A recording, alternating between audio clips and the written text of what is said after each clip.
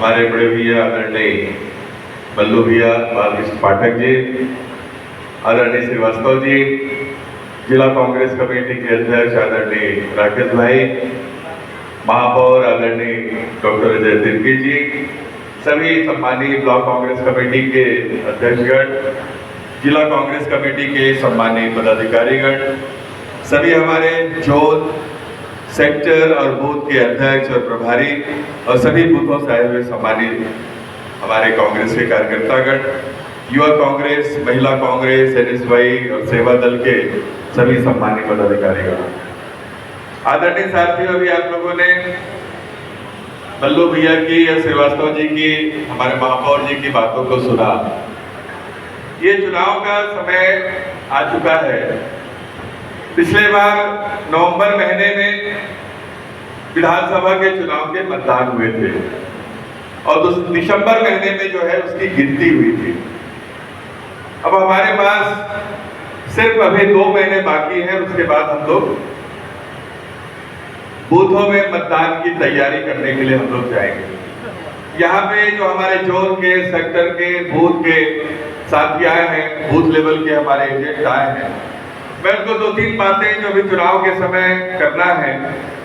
वैसे भी पूरे प्रदेश में जो सरगुजा जिला है उसमें भी विशेषकर अंबिकापुर जो विधानसभा क्षेत्र है, यहाँ पे जिस तरीके से संगठन का काम होता है, जिस प्रकार से अनुभाग स्तर की कमेटी बनाई जाती है, जितनी ईमानदारी के साथ कांग्रेस की सदस्यता अभियान चलती है, उतना और भी कहीं प्रदेश के दूसरे जगह में देखने को नहीं मिलता। आप सबको मालूम होगा कि 5 साल पहले पूरे प्रदेश के लोग यहाँ पे सब हमारे उस समय पुनिया जी प्रभारी थे, प्रदेश कांग्रेस कमेटी के अध्यक्ष हमारे भूपेश बघेल जी थे, विधायक दल के नेता आदरणीय टी.एस. सिंहदेव जी थे, और भी प्रदेश के जो भी मंत्रिमंडल में साथी हैं, विधानसभा के जो अध्यक्ष हैं, हम सब लोग यहाँ के, अभी राकेश गुप्ता जी ने सूची दी होगी पूरे सरगुजा जिले की बूथ लेवल के एजेंट का, बीएलए का, कि कांग्रेस पार्टी की तरफ से कौन व्यक्ति जो है वो लोगों के नाम को जुड़वाने का और कटाने का काम करेगा। देखिए साथियों, व्यक्तिगत रूप से जो है मेरे को सिर्फ अपने नाम को कटाने का, एक बूथ से कटा के दूसरे बूथ पे अपने नाम को जुड़वाने का, मेरे नाम में कोई गलती है उसको सुधार करने का, ये अधिकार जो है वो हम आप सबको है। लेकिन अगर किसी के जो नए मतदाता आपके आ गए हैं, जिसकी उम्र 18 साल की हो गई है, अभी 1 नवंबर को उसका नाम मतदाता सूची में जुड़ेगा, उसको अगर कोई व्यक्ति जुड़वा सकता है तो वो बूथ लेवल का एजेंट होता है।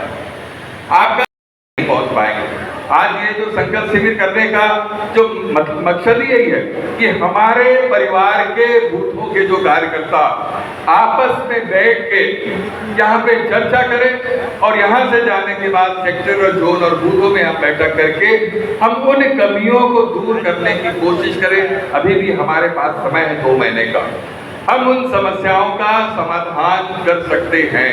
हम उन कार्यकर्ताओं की नाराजगी को दूर करने का काम जो है हम कर सकते हैं, जिनसे अगर इस बीच में हम लोगों ने बातचीत नहीं की होगी आदरणीय साथियों। इसलिए मेरा ये निवेदन है कि मतदाता सूची जो है सबसे महत्वपूर्ण बात होती है। एक बात मैं और कहना चाहता हूँ आप लोगों से, इसके पहले जो पिछले बार का जो चुनाव हुआ था उस समय हमारी सरकार नहीं थी, 15 साल कांग्रेस पार्टी की सरकार नहीं थी, तो हमारे पास कहने के लिए होता था कि हमारी सरकार बनेगी तो तब हम इस काम को करेंगे।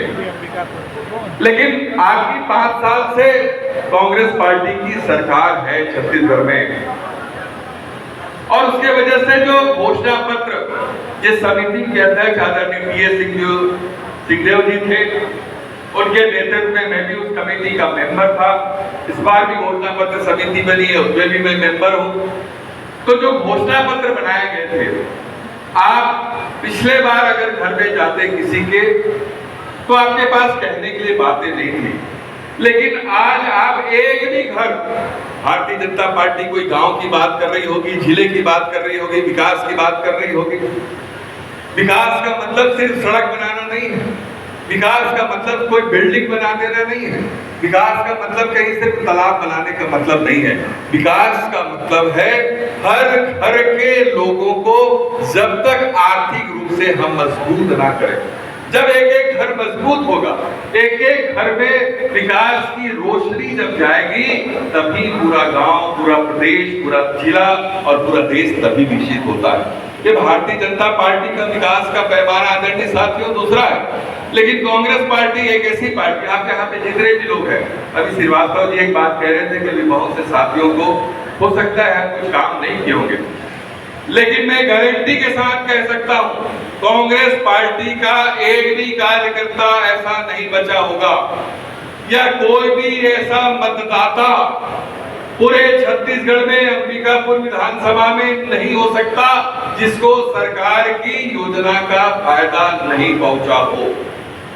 आपके बहुत से कार्यकर्ताओं के कर्ज माफ हुए हैं कि नहीं हुए हैं? हुए हैं कि नहीं बताइए? कर्ज माफ हुआ है कि नहीं? पहले, इसके पहले इन 15 सालों में भारतीय जनता पार्टी का किसी भी कांग्रेस के कार्यकर्ता का या आपके गांव में रहने वाले मतदाता जो भारतीय जनता पार्टी को भी अगर वोट देने का काम करते रहे हैं, क्या 15 साल में किसी का कर्ज माफ हुआ है? क्या आपसे आप पूछिए, मैं आपके माध्यम से भारतीय जनता पार्टी के लोगों से भी पूछता हूं और एक एक मतदाताओं से, धान की जो कीमत पहले जो 15 साल में जो मिला करती थी और आज जो धान की जो कीमत मिल रही है, 2 बार भारतीय जनता पार्टी ने 270 रुपया बोनस देने की बात कही पहले 5 साल में, और उसके बाद पिछले बार उन्होंने इसके चुनाव के पहले उन्होंने कहा था 300 रुपया का बोनस। मैं आप सबसे पूछना चाहता हूं, जब 270 रुपया उन्होंने देने की बात कही थी तो पूरा 5 साल किसानों को बोनस दिया था क्या? 300 रुपया बोनस देने की बात कही थी तो विधानसभा और लोकसभा चुनाव के बाद क्या किसानों को पूरे 5 साल बोनस मिला क्या? और खेतीहर मजदूरों का ये हर साल 7,000 रुपया नरेंद्र मोदी की सरकार कहती है कि भाई हम तो किसानों के आमदनी को जो है बढ़ाने का काम करेंगे। छोटे किसानों को वो 6,000 रुपया साल का देते हैं। क्या पूरे किसानों को 6,000 रुपया मिलता है क्या साल का?